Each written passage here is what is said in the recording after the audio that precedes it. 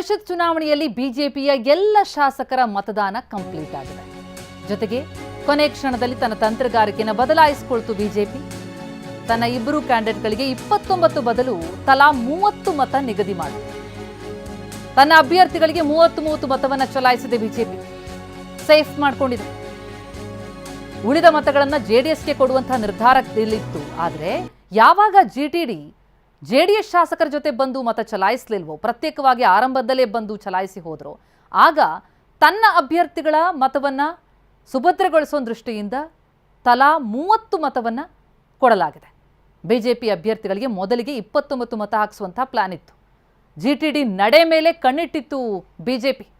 ಜಿಟಿಡಿ ನಡೆ ಏನಿರುತ್ತೋ ಅದನ್ನು ಆಧರಿಸಿ 29 ಜನ ಹಾಕಬೇಕೋ 30 ಜನ ಹಾಕಬೇಕೋ ತಲಾ ಅಭ್ಯರ್ಥಿಗಳಿಗೆ ಎನ್ನುವಂಥ ನಿರ್ಧಾರಕ್ಕೆ ಬರುವಂತಹ ನಿರ್ಣಯ ಬಿಜೆಪಿಯ ನಾಯಕರದಾಗಿತ್ತು. ಅದರಂತೆ 30 ಮತವನ್ನು ಹಾಕಲಾಗಿದೆ. ಒಟ್ಟಾರೆ ಇವರಿಗೆ 185 ಮತಗಳ ಚಲಾವಣೆಯಾಗಿದೆ. 185 ಶಾಸಕರು ತಮ್ಮ ಹಕ್ಕನ್ನು ಚಲಾಯಿಸಿದ್ದಾರೆ. 222 ಪೈಕಿ ಅಂದರೆ ಒಬ್ಬರು ನಿಧನ ಮತ್ತು ಒಬ್ಬರು ವಿನಯ್ ಕುಲಕರ್ಣಿ ಅವರು ಈಗಾಗಲೇ ಶಾಸಕತ್ವ ರದ್ದಾಗಿರುವಂತಹ ಹಿನ್ನೆಲೆಯಲ್ಲಿ 222 ಶಾಸಕರ ಪೈಕಿ 185 ಶಾಸಕರಿಂದ ಪರಿಷತ್ಗೆ ಮತದಾನ ಆಗಿದೆ. ಉಳಿದ ಮತದಾನ ಯಾವ ರೀತಿಯಲ್ಲಿ ಸಾಗತ್ತೆ, ಹಕ್ಕು ಯಾರ ಪರವಾಗಿ ಚಲಾಯಿಸ್ತಾರೆ, ಈ ಆತ್ಮಸಾಕ್ಷಿಯ ಮತ ಅಂತ ಬೆಳಗಿನಿಂದ ನಾವೇನು ಕೇಳ್ತಾ ಇದ್ದೀವಿ, ಅದು ಯಾರ ಪರವಾಗಿ ಬೀಳುತ್ತೆ ಅನ್ನೋದ್ರ ಮೇಲೆ